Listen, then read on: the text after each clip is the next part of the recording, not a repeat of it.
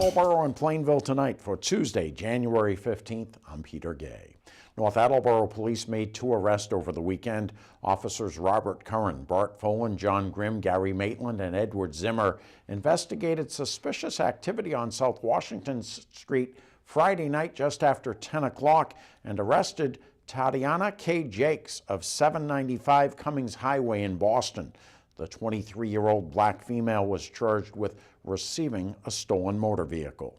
Sergeant James Malcolmson, along with officers Nicholas Hazard and Julie Lowe, arrested Lauren Chubbuck of 26 East Brianna Street, Apartment 2 in Taunton on Sunday morning at 1:21. The 30-year-old female was charged with operating a motor vehicle while under the influence of alcohol, operating so as to endanger, and a marked lanes violation. Plainville police arrested a woman last Wednesday morning just before noon. Kelly A. Medico of 44 Fletcher Street in Pawtucket was picked up at the Warwick Police Station on warrants issued by the Seekonk Police. Medico is a 33-year-old white female.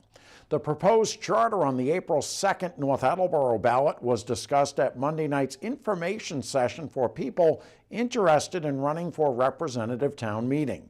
RTM coordinating committee members made it clear they are not in favor of the question.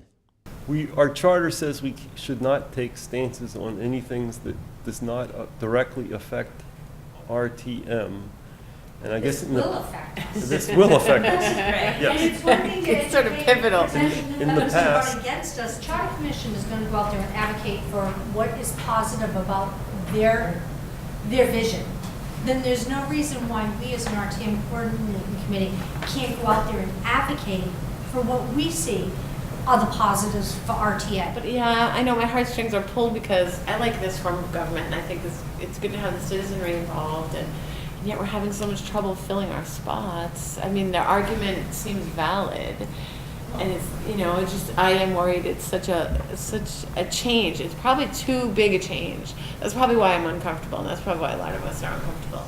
even if we said we're going to do pure education and be 100% factual and resist all urges to inject pure opinion, I don't think our membership could contain itself there. I think maybe we should just admit that we're going to be doing advocacy as opposed to straight down the middle, old-fashioned journalist, Ben Franklin pluses and minuses. That meeting can be seen in its entirety on northtv.net.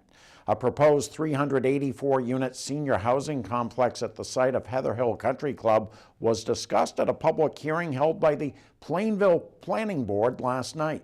You basically want to look at the worst case condition, because that's when this intersection, that's when intersections are going to have problems. Okay. You can't possibly look at every single hour. Right. And a project like this with 55 plus, I mean, I'm sure some people are working, but for the most part, they're not intersecting with the worst traffic. I incorporated what they think they're going to be making, if they're widening, if they're making a left turn lane, I've included that in my future conditions. So you're telling me based on your ITE estimates, 660 out of 760 will not use the entrances during peak hours? I mean, we can look at what I'm talking about, because I'm not sure. I don't know if I got my numbers wrong, but that's what I got. So are we talking about daily or are we talking about peak? I'm only talking peak. There's 760 cars. You're telling me about 100 use it in the morning and in the afternoon. 80 in the morning. And 80 cars are using it in the morning, right, and 105 are using it in the afternoon. So during your peak two hours, yeah, out of the 760 units, 660 cars, out of the 760 cars that are out of 384 units. No, I know. 2 cars per unit. Okay. Out of the 760 cars, you're telling me 660 of those cars during those peak areas are going to stay right where they're supposed to be.